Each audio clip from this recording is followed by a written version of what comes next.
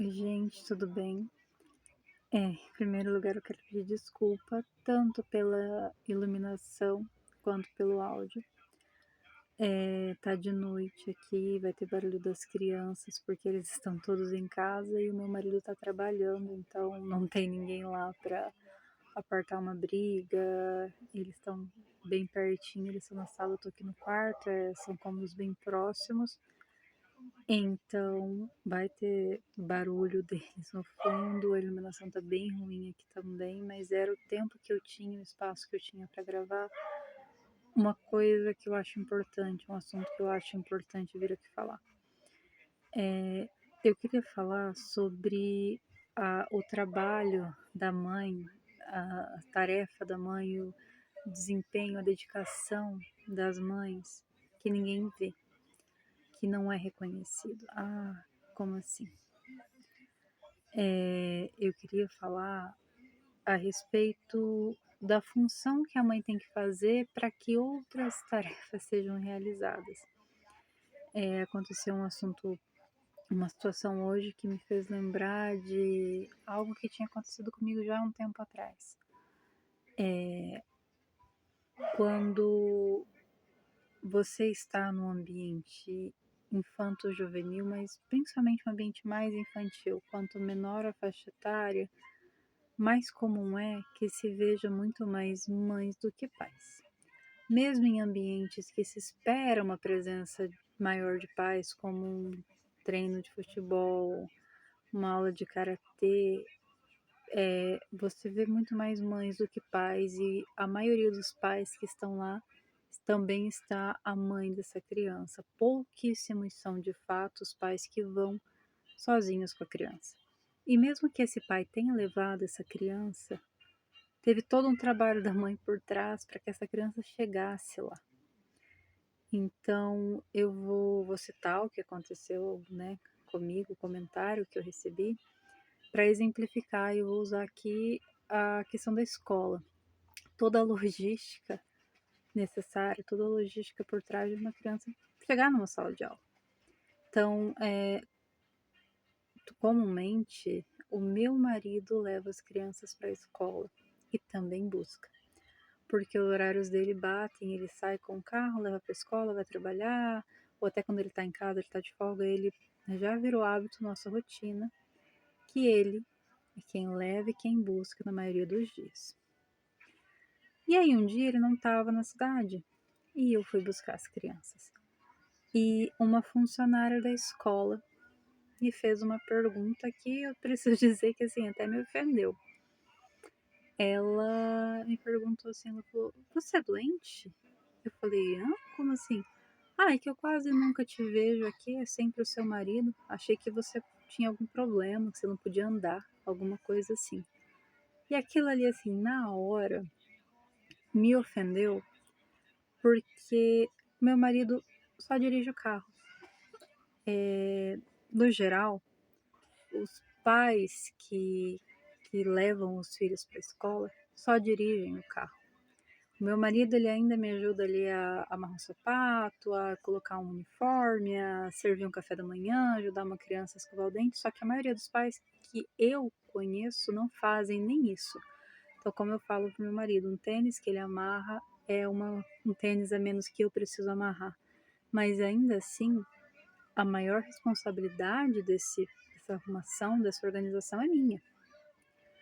E quando eu falo assim, o pai só dirige o carro, é porque até eu mesma coloco a criança na cadeirinha, coloco o cinto, abro o portão, fecho o portão, ele senta e dirige, né? E eu sei que tem pais que fazem ainda menos do que o meu marido nesse sentido de ajudar ou não ajudar, porque em toda reunião da escola dos meus filhos, a diretora repete o mesmo pedido, para que os pais desçam do carro, tanto na hora de deixar a criança na escola, quanto na hora de buscar essa criança, porque a maioria dos pais chega próximo à escola, às vezes até do outro lado da rua, em horários movimentados, em horários perigosos para essa criança circular sozinha, e começam a buzinar, esperando que a funcionária vá até o carro para pegar a criança, para devolver, para entregar a criança para o pai.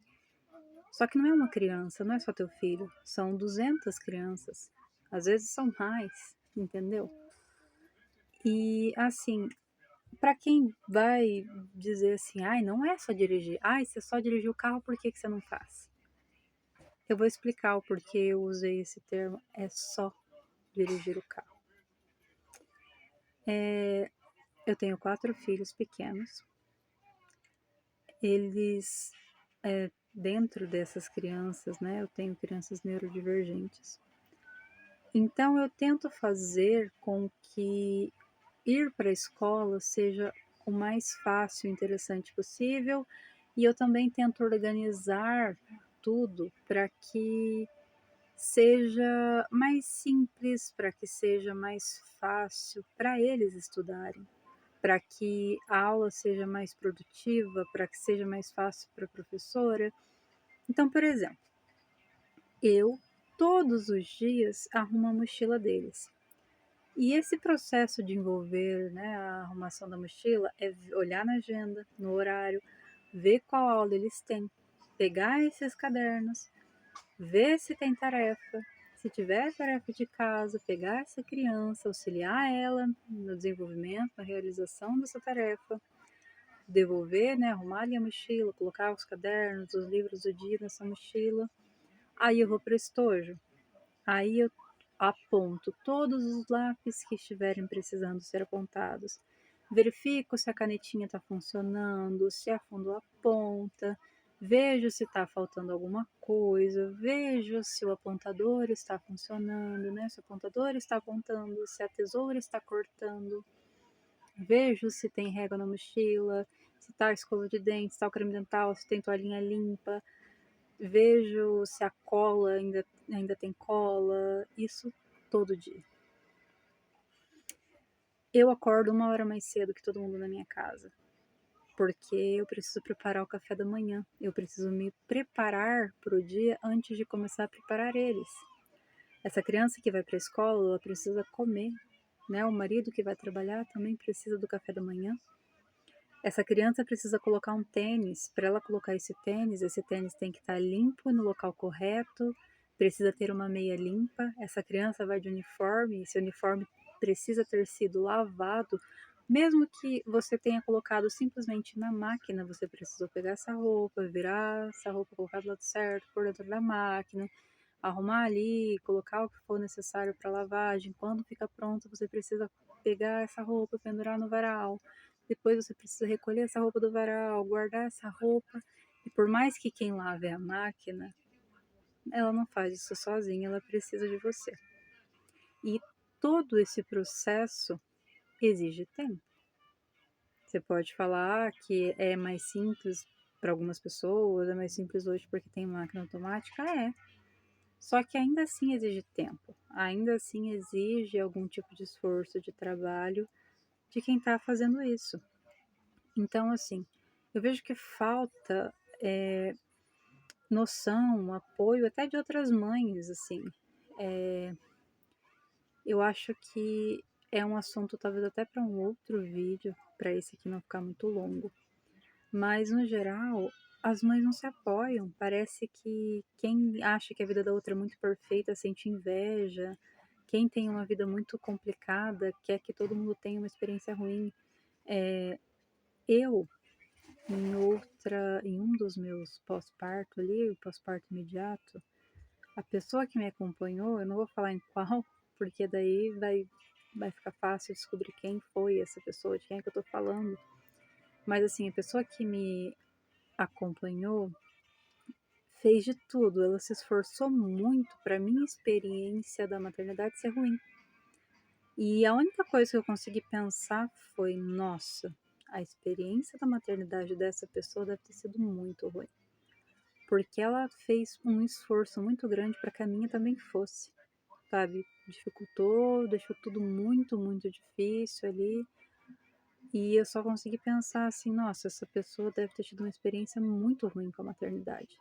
E olhando assim para a vida dessa pessoa, de fato, ela não teve rede de apoio, não teve ajuda, foi sempre muito complicado, sempre muito atropelado, muito condição financeira escassa, sem possibilidade de fazer muita coisa ali. Só que assim, o que eu levo pra minha vida não é porque a tua experiência foi ruim que você não pode melhorar do próximo, sabe? E eu acho que entre as mães falta muito isso. A gente recebe o julgamento, assim, até de outras mães, que é quem deveria ter mais empatia, sabe? Porque passa por isso, ou por situações até mais difíceis, até mais complicadas. Então, eu vou citar um exemplo. Eu já disse que eu aponto todos os lápis dos meus filhos, porque, gente, os meus filhos, que são neurodivergentes, eles se distraem muito fácil. Então, eu quero que essa criança chegue na escola e ela não precise ir pegar um lápis e ver que está sem ponta e levantar para apontar. Ah, pode apontar ali na carteira? Pode, mas eles vão ficar girando aquele lápis dentro do apontador até encher o depósito, vão precisar levantar, ir até a lata de lixo para jogar fora, aí eles enrolam, aí eles acham alguma coisa que distrai, aí eles conversam com o amiguinho que senta ali perto, e quando viu já perdeu 15 minutos de aula. Então, como eu disse, eu tento fazer o máximo para que a aula seja aproveitada o máximo possível por eles. Eu tento facilitar. Aí, falando dos pequenininhos, eles têm dificuldade ainda para apontar o lápis sozinhos. Já pensou na coitada da professora? Se ela for apontar todos os lápis de 15, 20 crianças todo dia, ela não vai dar aula, ela vai parar para apontar lápis, entendeu? Então eu penso nessas coisas e eu me disponho a fazer, mesmo que eu tenha que acordar mais cedo, dormir mais tarde porque eu fiz isso, eu me disponho a fazer. Só que assim, eu tenho 4 filhos, são, sei lá, 60 lápis no apontador de um, 50 no do outro, 30 e tantos no do outro, são muitos lápis. Fora os lápis de casa, o material de fazer tarefa de casa, até tá ali atrás as caixinhas que eu tenho para fazer tarefa de casa, para que eles não usem o do estojo, para não perder, não estragar. Os lápis de desenhar em casa mesmo, então são muitos lápis para apontar todo dia. E estava machucando a minha mão. Porque uma coisa é você apontar 2, 3, 4 lápis. Outra coisa é você apontar 70, 80 lápis, um atrás do outro. E eu não tô brincando, isso já foi necessário fazer isso na minha casa, pelo menos. Então, por conta disso, dessa minha demanda, fez sentido para mim e eu achei necessário comprar um apontador elétrico. E eu comentei com uma pessoa. Essa pessoa me perguntou quanto eu paguei. E quando eu falei para ela o valor, ela achou um absurdo, ela começou a me julgar, começou a me chamar de fresca. Ai, onde já se viu? Ai, pelo amor de Deus, gente, pra mim faz sentido. É uma coisa que me ajuda muito, que salvou o meu dedão de muitos calos, assim. Realmente eu comprei porque tava machucando meu dedo. Porque é algo que faz parte da minha rotina, da minha realidade. Pra mim faz sentido. E, sabe, eu não sou uma mãe preguiçosa porque eu comprei um apontador elétrico, sabe, para facilitar, para ajudar, para auxiliar, não, sabe? Então quer dizer que se eu tiver um aspirador de pó, eu sou preguiçosa porque em vez de varrer a casa eu passo aspirador de pó? Quem tem aquele aspirador de pó robozinho, que os modelos mais novos até passam um pano, ela é preguiçosa? Não, gente, se existe algo para facilitar, que seja. Sabe, se você tem alguma coisa para te ajudar, sabe, você tem um forno elétrico que você coloca lá o bolo para assar e coloca o timer, ele pode sair de casa que vai desligar e não vai queimar. Você é preguiçosa porque você faz isso? Ou você está usando o que está disponível para facilitar a tua rotina?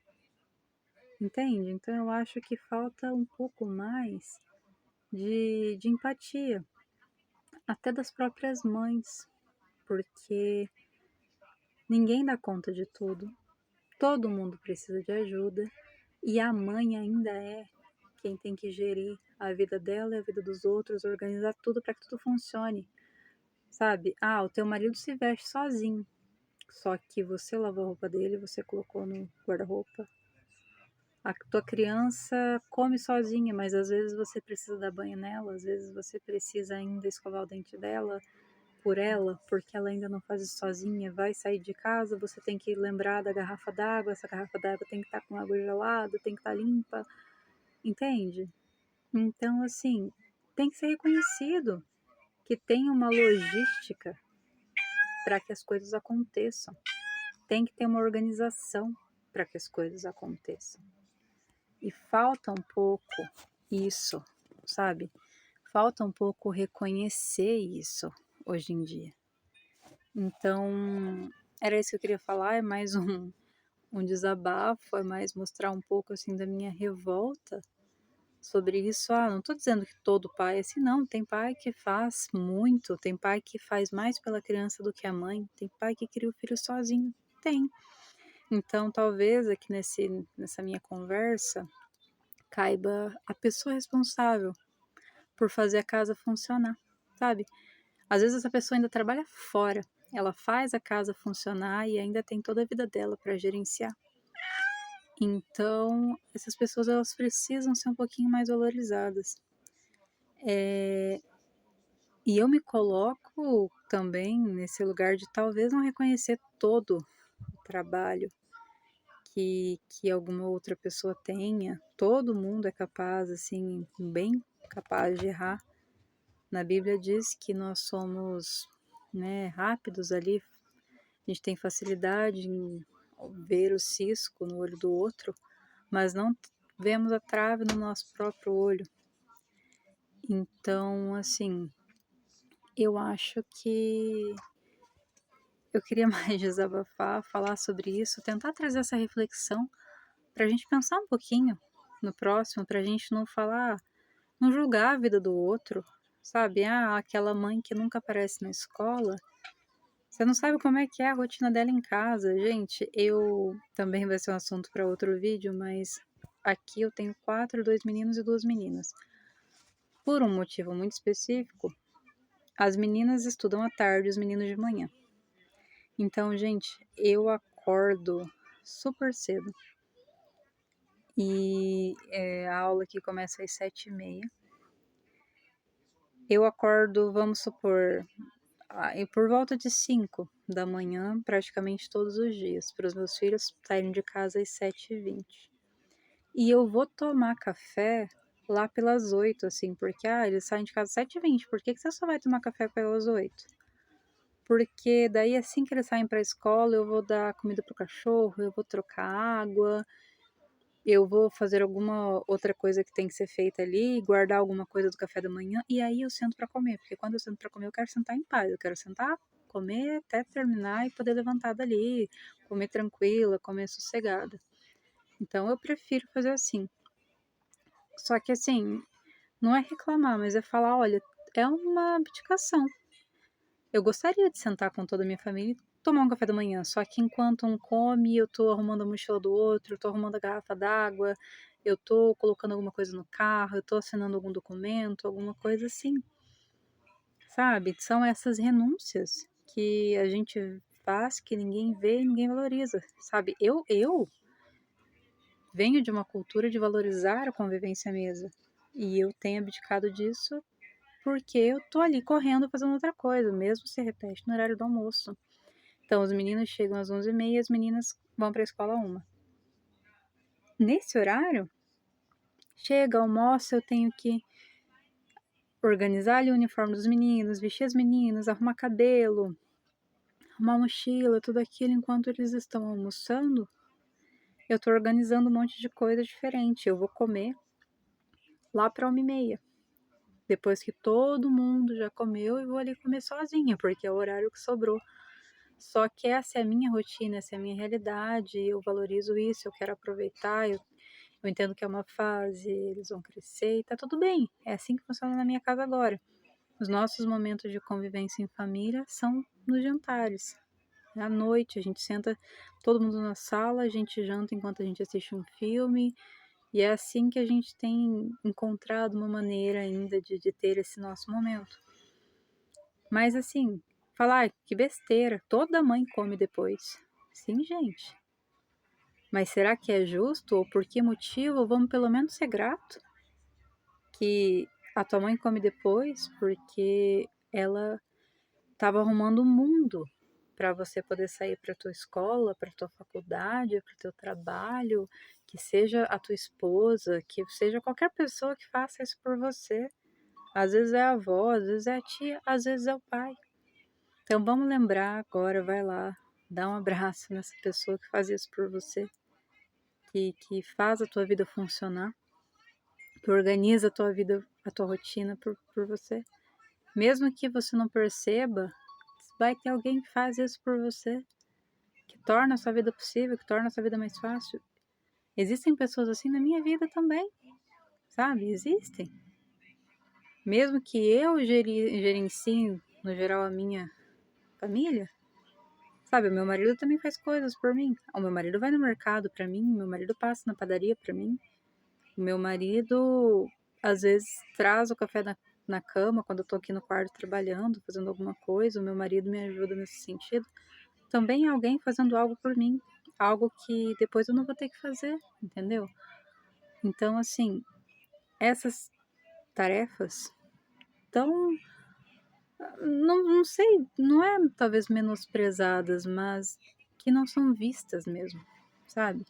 Ninguém pensa por esse lado, ninguém pensa em tudo isso, ninguém pensa que você tá com uma roupinha limpinha e cheirosa porque alguém deixou ela assim.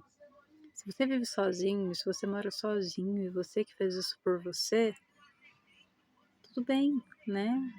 Mas em algum momento da sua vida, você teve alguém para fazer isso por você e só por isso você chegou até aqui.